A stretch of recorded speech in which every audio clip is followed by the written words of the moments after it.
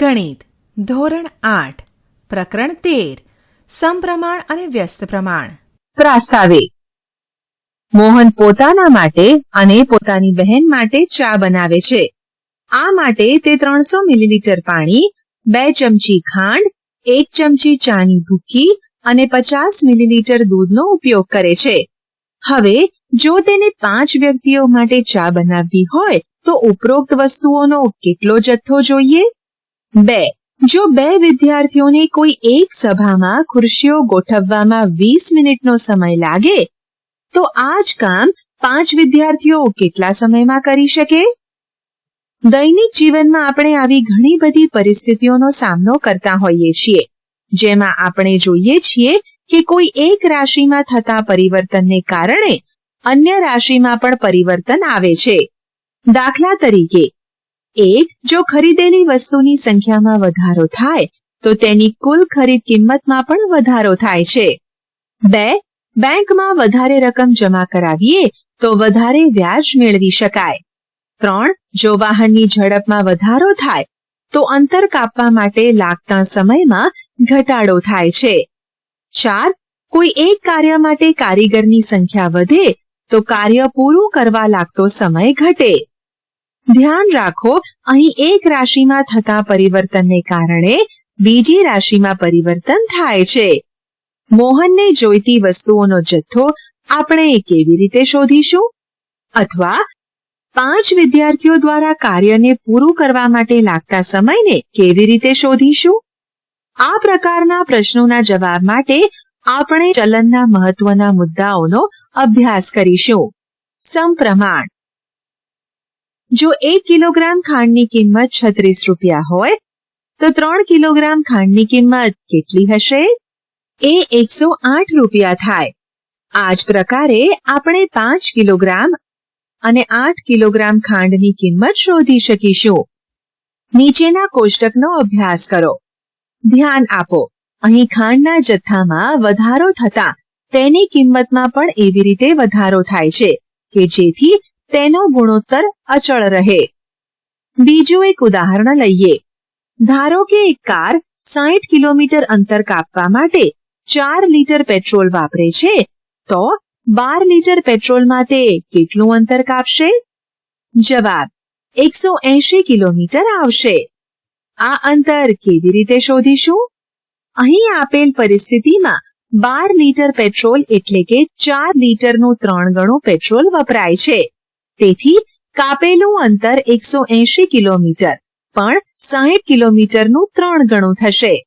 એટલે કે પેટ્રોલનો વપરાશ 3 ગણો વધારો થાય તો કાપેલું અંતર પણ અગાઉના અંતર કરતા 3 ગણું થશે. હવે ધારો કે પેટ્રોલનો વપરાશ x લીટર અને તેને અનુરૂપ કાપેલું અંતર y કિલોમીટર છે. હવે નીચેનું કોષ્ટક પૂર્ણ કરો. અહીં 4 લીટર પેટ્રોલમાં 60 કિલોમીટર અંતર કપાય છે, માટે 8 લીટર પેટ્રોલમાં 60ના બમણા 120 કિલોમીટર અંતર કપાશે. જ્યારે 12 લીટરમાં 60ના 3 ગણા 180 કિલોમીટર અંતર કપાય. આ રીતે બાકીની કિંમતો આપણે મેળવીશું. અહીં આપણે જોઈશું કે x ના મૂલ્યમાં વધારો થાય છે ત્યારે y ના મૂલ્યોમાં પણ એવી રીતે વધારો થાય છે કે જેથી ગુણોત્તર x/y માં કોઈ ફેરફાર ન થાય, એટલે કે તે અચળ રહે. ધારો કે આ સ્થિતિમાં અચળાંક 1/15 છે. 4/60 is equal to 8/120 is equal to 12/180 is equal to 1/15. આમ આપણે કહી શકીએ કે જો x/y is equal to k અથવા xy is equal to ky હોય તો x એ y ના સમપ્રમાણમાં છે.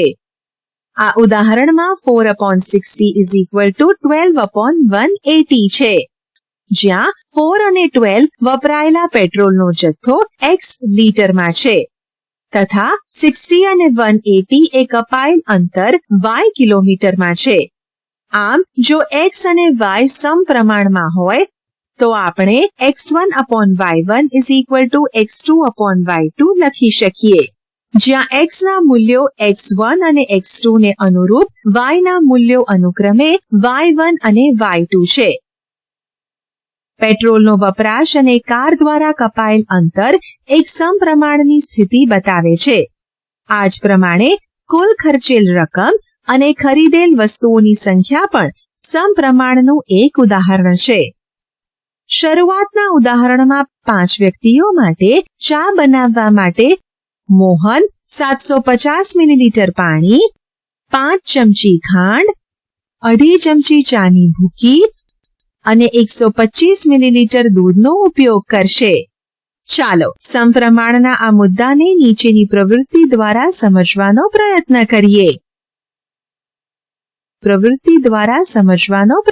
કરીએ.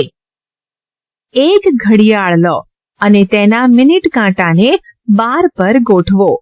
મિનિટ કાંટાએ તેની પ્રારંભિક સ્થિતિ સાથે બનાવેલ ખૂણા તથા વીતેલા સમયને નીચેના કોષ્ટક સ્વરૂપે દર્શાવો.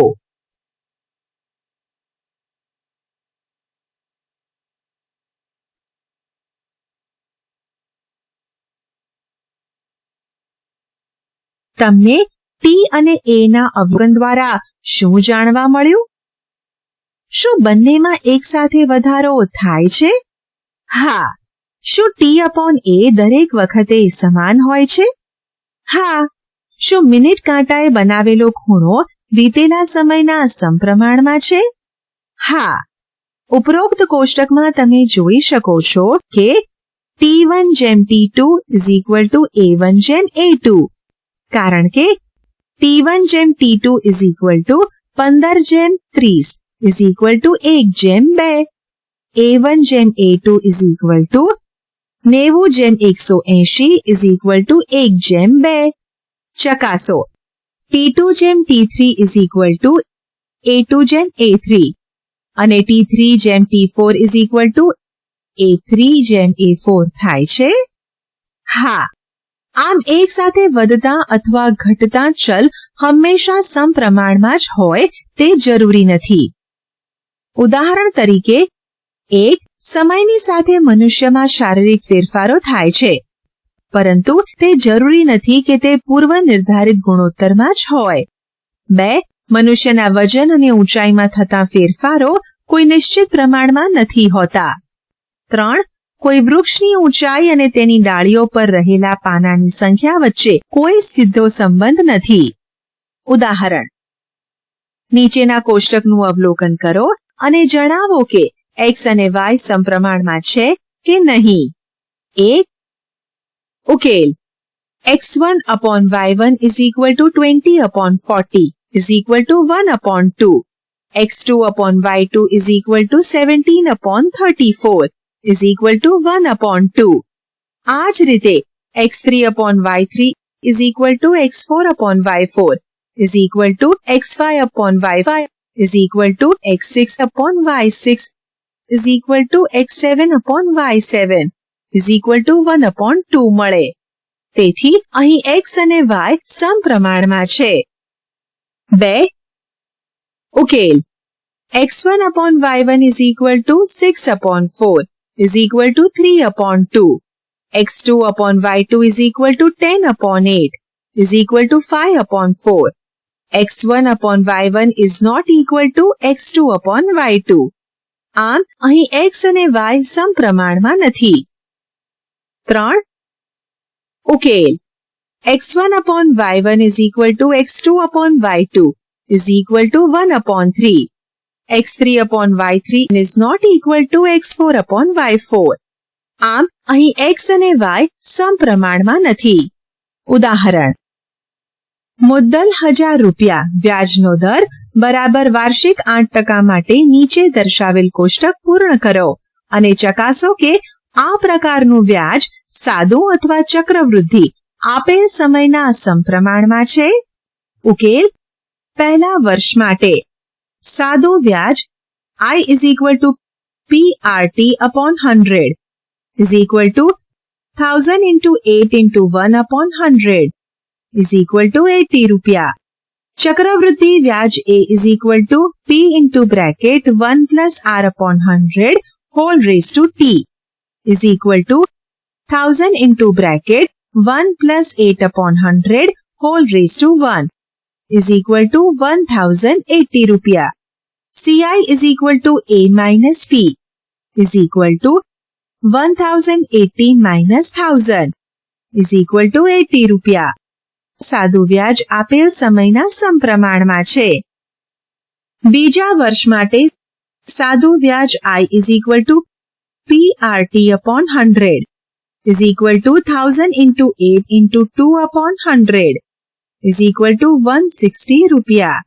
ચક્રવૃદ્ધિ વ્યાજ A is equal to P into bracket 1 plus R upon 100 whole raised to 1 is equal to 1000 into bracket 1 plus 8 upon 100 whole raised to 2 is equal to 1000 into 108 upon 100 into 108 upon 100 is equal to 11,664 upon 10 is equal to 1,166.40 rupiah. CI is equal to A minus P is equal to 1,166.40 minus 1000 is equal to 166.40 rupiah. ત્રીજા વર્ષ માટે સાદું વ્યાજ I is equal to PRT upon 100 is equal to 1000 into 8 into 3 upon 100 is equal to 240 rupiah. ચક્રવૃદ્ધિ વ્યાજ A is equal to P into bracket 1 plus R upon 100 whole raised to T is equal to 1000 into bracket 1 plus 8 upon 100 whole raised to 3 is equal to 1000 into 108 upon 100 into 108 upon 100 into 108 upon 100 is equal to 1259,712 upon 1000 is equal to 1,259.712 rupiah. CI is equal to A minus P is equal to 1259.712 minus 1000 is equal to 259.712 rupiah. ચક્રવૃદ્ધિ વ્યાજ આપેલ સમયના સમપ્રમાણમાં નથી. જો આપણે સમયગાળો તથા વ્યાજનો દર નિશ્ચિત રાખીએ તો સાદું વ્યાજ તેના મુદ્દલના સમપ્રમાણમાં હોય છે. શું આ જ સંબંધ ચક્રવૃદ્ધિ વ્યાજ માટે પણ સત્ય છે? હા. ચાલો હવે થોડા એવા ઉદાહરણોના ઉકેલ મેળવીએ જેમાં સમપ્રમાણના મુદ્દાનો ઉપયોગ થતો હોય. ઉદાહરણ: એક વિશેષ પ્રકારના 5 મીટર કાપડની કિંમત 210 રૂપિયા છે. તો આ પ્રકારના 2, 4, 10 અને 13 મીટર કાપડની માટે કોષ્ટક બનાવો. ઉકેલ: ધારો કે કાપડની લંબાઈ x મીટર છે અને તેની કિંમત y રૂપિયા છે. હવે જેમ કાપડની લંબાઈમાં વધારો થાય તેમ કાપડની કિંમત પણ તે જ ગુણોત્તરમાં વધે છે. આ એક સમપ્રમાણની સ્થિતિ છે. આપણે અહીં x1 upon y1 is equal to x2 upon y2 પ્રકારના સંબંધનો ઉપયોગ કરીએ. એક અહીં x1 is equal to 5, y1 is equal to 210 અને x2 is equal to 2, y2 is equal to કેટલા? માટે x1 upon y1 is equal to x2 upon y2. માટે 5 upon 210 is equal to 2 upon y2 અથવા 5y2 is equal to 2 into 210. y2 is equal to 2 into 210 upon 5 is equal to 84. 2. જો x3 is equal to 4 હોય તો 5 upon 210 is equal to 4 upon y3. માટે 5y3 is equal to 4 into 210. માટે y3 is equal to 4 into 210 upon 5 is equal to 168. અહીં x2 upon y2 is equal to x3 upon y3 નો પણ ઉપયોગ કરી શકીએ. 3. જો x4 is equal to 10 હોય તો 5 upon 210 is equal to 10 upon y4. માટે y4 is equal to 10 into 210 upon 5 is equal to 420. 4. જો x5 ઇઝ ઇક્વલ ટુ 13 હોય તો 5/210 ઇઝ ઇક્વલ ટુ 13/y5. માટે y4 is equal to 13 into 210/5 is equal to 546. ધ્યાન આપો, અહીં આપણે 5/210 ની જગ્યાએ 2/84 અથવા 4/168 અથવા 10/420 નો પણ ઉપયોગ કરી શકીએ. ઉદાહરણ: 14 મીટર ઊંચાઈ ધરાવતા વીજળીના એક થાંભલાના પડછાયાની લંબાઈ 10 મીટર છે. આ જ પરિસ્થિતિમાં એક વૃક્ષના પડછાયાની લંબાઈ 15 મીટર હોય તો વૃક્ષની ઊંચાઈ શોધો. ઉકેલ: ધારો કે વૃક્ષની ઊંચાઈ x મીટર છે. હવે નીચે પ્રમાણે કોષ્ટક બનાવતા ધ્યાન આપો, પદાર્થની ઊંચાઈ જેટલી વધારે તેટલી જ તેના પડછાયાની લંબાઈ વધારે હશે. આથી આ એક સમપ્રમાણની સ્થિતિ છે. અર્થાત x1/y1 is equal two x2/y2 લેતા આપણને 14/10 ઇઝ ઇક્વલ ટુ x/15 મળે. માટે 14/10 into 15 is equal to x. માટે 14 into 3/2 is equal to x. માટે 21 is equal to x. આમ વૃક્ષની ઊંચાઈ 21 મીટર છે. આપણે x1/y1 is equal to x2/y2 ને x1/x2 is equal to y1/y2 તરીકે પણ દર્શાવી શકીએ. એટલે કે x1 જેમ x2 is equal to y1 જેમ y2. માટે 14 જેમ x is equal to 10 જેમ 15. માટે 10 into x is equal to 15 into 14. માટે x is equal to 15 into 14/10 is equal to 21. ઉદાહરણ: જો 12 જાડા કાગળનું વજન 40 ગ્રામ હોય તો આ જ પ્રકારના કેટલા કાગળનું વજન 2.5 કિલોગ્રામ થાય? ઉકેલ: ધારો કે x સંખ્યાના કાગળનું વજન 2.5 કિલોગ્રામ છે. ઉપરોક્ત માહિતીને કોષ્ટક સ્વરૂપે દર્શાવતા કાગળની સંખ્યા વધારે હશે તો તેનું વજન પણ વધારે વધશે. તેથી કાગળની સંખ્યા તેના વજનના સમપ્રમાણમાં છે. તેથી 12/40 is equal to x/2500. માટે 12 into 2500/40 is equal to x. માટે 750 is equal to x. આમ કાગળની સંખ્યા is equal to 750. બીજી રીત: બે રાશિઓ x અને y એકબીજાના સમપ્રમાણમાં રહેલ છે. તેથી x is equal to ky અથવા x/y is equal to k. અહીં k is equal to કાગળની સંખ્યા upon કાગળનું ગ્રામમાં વજન is equal to 12/40 is equal to 3/10. હવે જો x સંખ્યામાં કાગળનું વજન 2.5 કિલોગ્રામ એટલે કે 2,500 ગ્રામ હોય તો x is equal to ky નો ઉપયોગ કરતા x is equal to 3/10 into 2,500 is equal to 750. આમ 750 કાગળનું વજન 2.5 કિલોગ્રામ હશે. ઉદાહરણ: એક રેલગાડી 75 કિલોમીટર પ્રતિ કલાકની ઝડપે ગતિ કરે છે તો 1 20 મિનિટમાં કેટલું અંતર કાપશે? 2 250 કિલોમીટર કાપવા માટે લાગતો સમય શોધો. ઉકેલ: ધારો કે રેલગાડીએ 20 મિનિટમાં કાપેલ અંતર x અને 250 કિલોમીટર માટે લાગતો સમય મિનિટમાં y છે. અહીં ઝડપ અચળ છે. તેથી કાપેલું અંતર સમયના સમપ્રમાણમાં હશે. 1 અહીં 75/60 is equal to x/20. માટે 75 into 20/60 is equal to x. માટે x is equal to 25. તેથી રેલગાડી 20 મિનિટમાં 25 કિલોમીટરનું અંતર કાપશે. 2 અને 75/60 is equal to 250/y.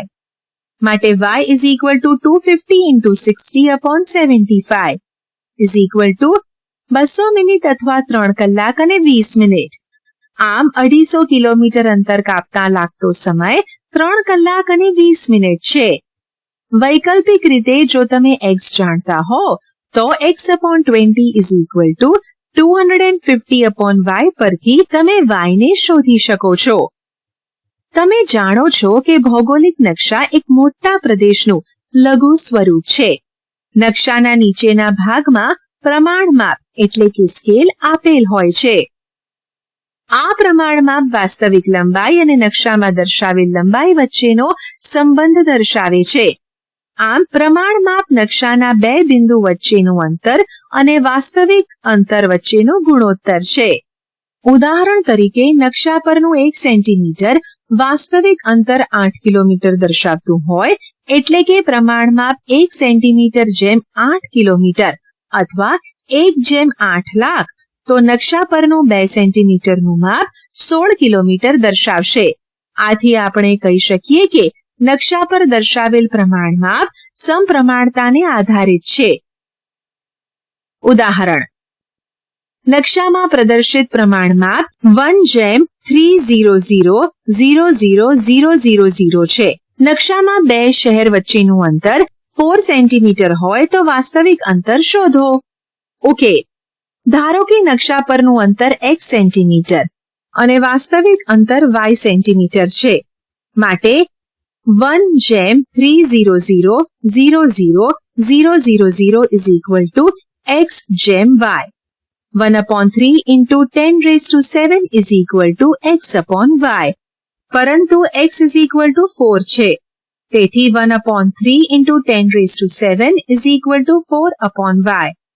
માટે y = 4 into 3 into 10⁷ 12 into 10⁷ centimetre =1200 kilometre.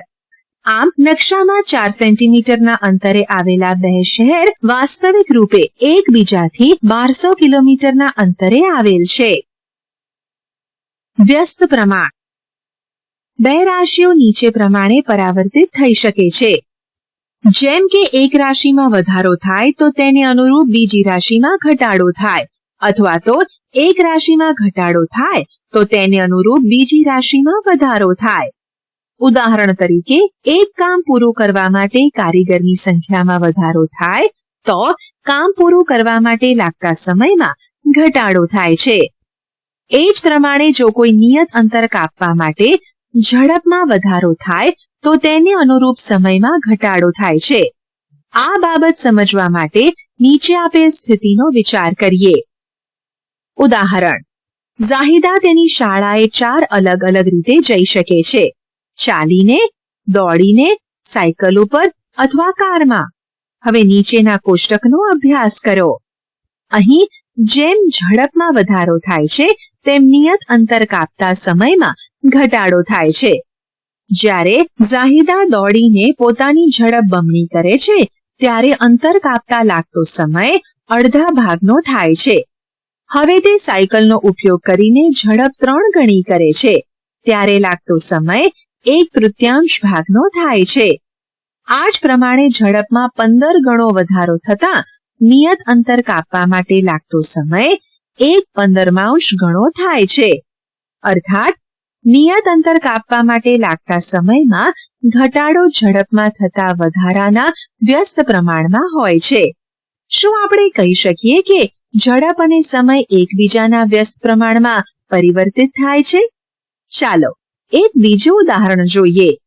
ઉદાહરણ: એક શાળા ગણિતના પાઠ્યપુસ્તક માટે 6,000 રૂપિયા ખર્ચ કરવા માંગે છે. 40 રૂપિયા પ્રતિ પુસ્તકના દરે કેટલા પુસ્તક ખરીદી શકાય?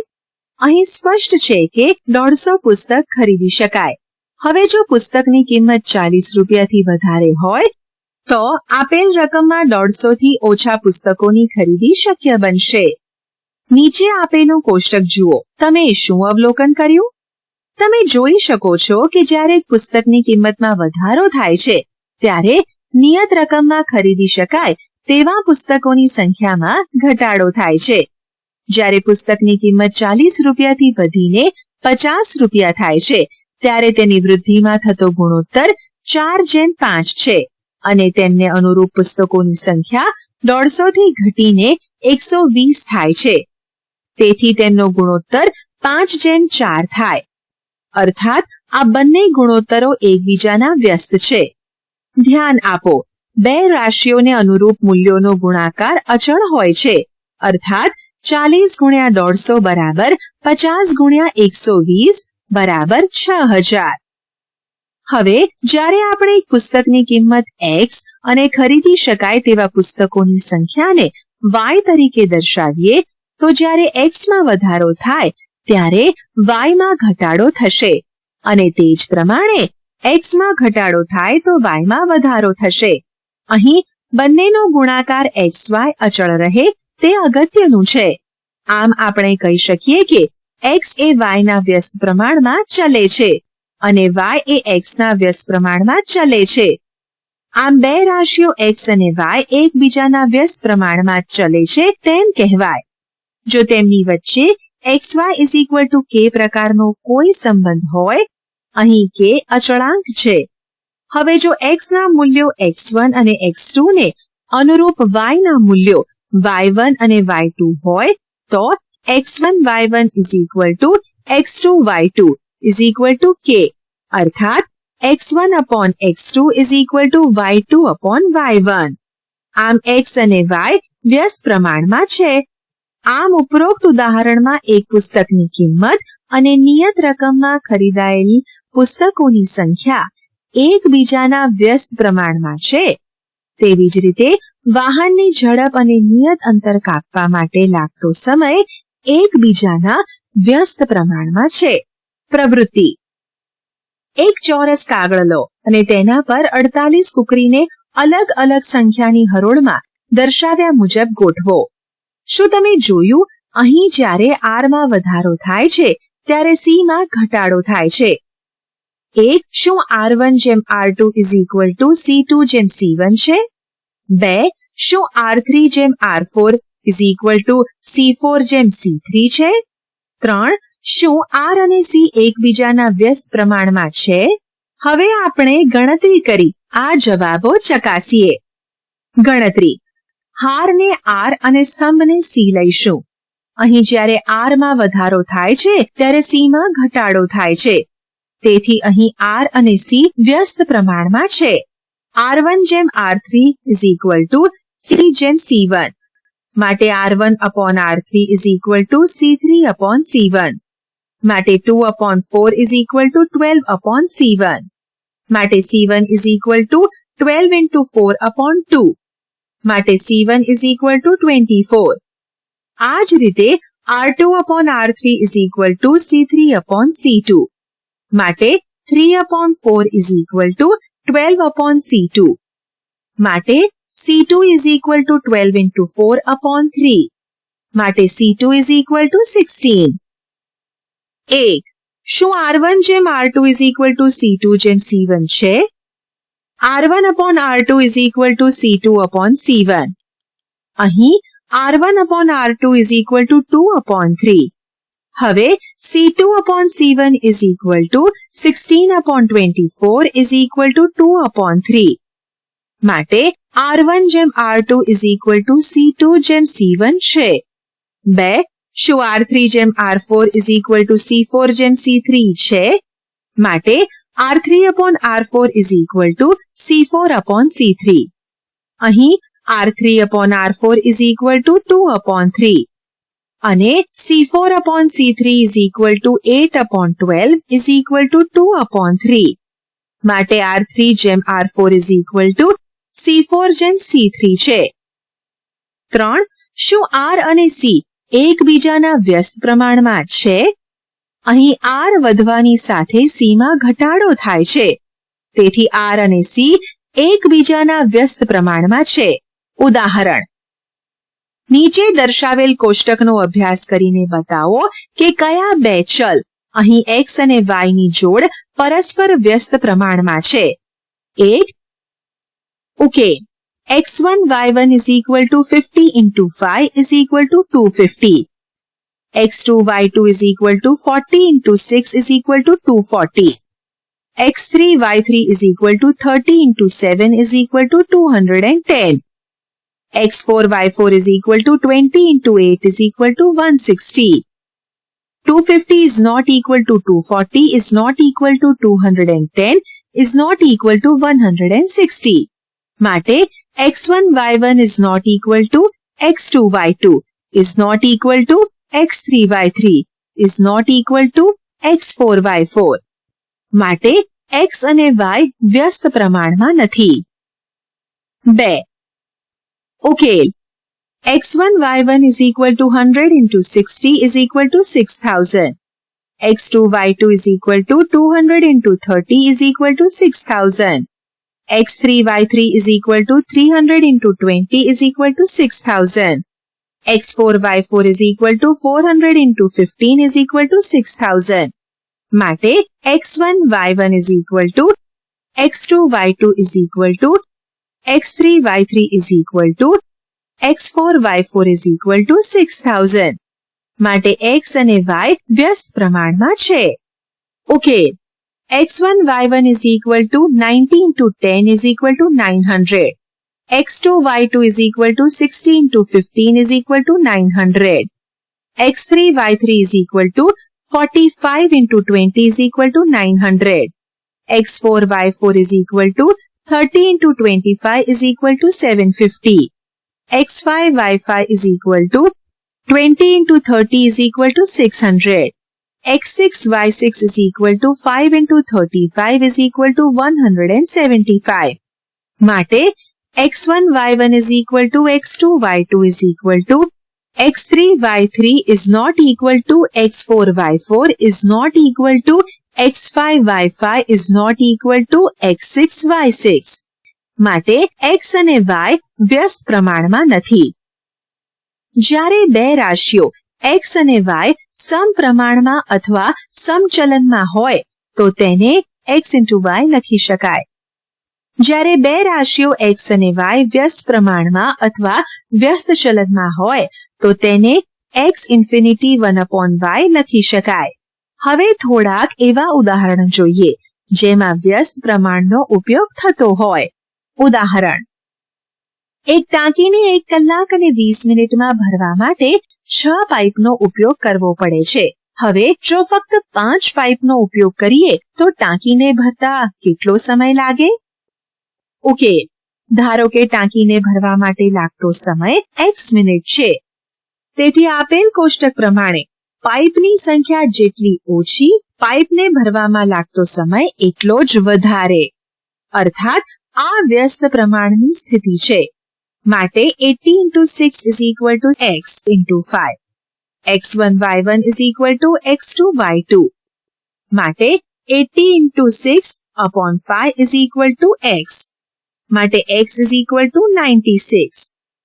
આમ 5 પાઇપ વડે ટાંકીને ભરાતા લાગતો સમય 96 મિનિટ એટલે કે 1 કલાક અને 36 મિનિટ થાય. ઉદાહરણ.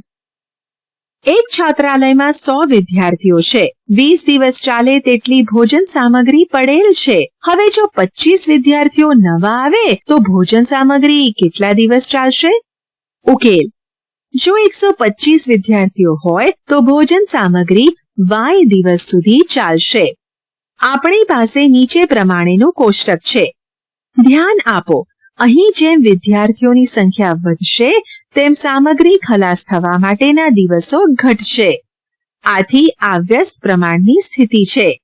તેથી 100 into 20 is equal to 125 into y.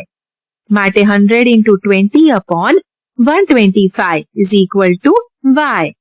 માટે y is equal to 16. આમ જો 25 વિદ્યાર્થી જોડાય તો ભોજન સામગ્રી 16 દિવસ ચાલશે. બીજી રીત. અહીં x1 y1 is equal to x2 y2 ને x1 upon x2 is equal to y2 upon y1 તરીકે પણ લખી શકાય. અર્થાત x1 જેમ x2 is equal to y2 જેમ y1. માટે 100 જેમ 125 is equal to y2 જેમ 20. માટે y2 is equal to y is equal to 100 into 20 upon 125 is equal to 16. ઉદાહરણ. જો 15 કારીગર એક દિવાલ 48 કલાકમાં બનાવી શકે તો આ જ કામને 30 કલાકમાં પૂરું કરવા માટે કેટલા કારીગર જોઈએ? ઉકેલ. ધારો કે 30 કલાકમાં કામ પૂરું કરવા માટે જરૂરી કારીગરોની સંખ્યા y છે. તેથી આપણને નીચે પ્રમાણે કોષ્ટક મળે. અહીં વધારે કારીગર હોય તો દિવાલ બનાવવા ઓછો સમય લાગે. આમ આ એક વ્યસ્ત પ્રમાણની સ્થિતિ છે. માટે 48 into 15 is equal to 30 into y. માટે 48 into 15 upon 30 is equal to y. માટે y is equal to 24. અર્થાત આ કામને 30 કલાકમાં પૂરું કરવા માટે 24 કારીગરની જરૂર પડે. આપણે શી ચર્ચા કરી? 1. જો બે રાશિ x અને y એક સાથે એવી રીતે વધે કે ઘટે કે જેથી તેમના અનુરૂપ મૂલ્યોનો ગુણોત્તર અચળ રહે તો તે સમપ્રમાણમાં છે તેમ કહેવાય.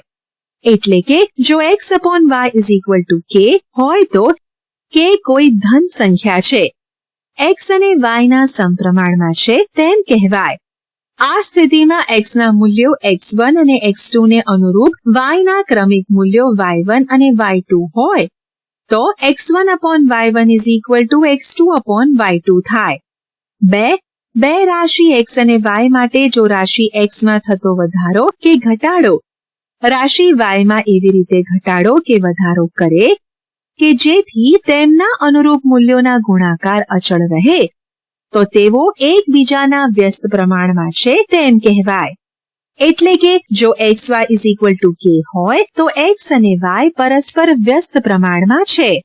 આ સ્થિતિમાં x ના મૂલ્યો x1 અને x2 ને અનુરૂપ y ના ક્રમિક મૂલ્યો y1 અને y2 હોય તો x1 y1 is equal to x2 y2 અથવા x1 upon x2 is equal to y2 upon y1 થાય. આશા છે કે તમને આ ઈ લર્નિંગ મોડ્યુલમાં મજા આવી હશે. આભાર.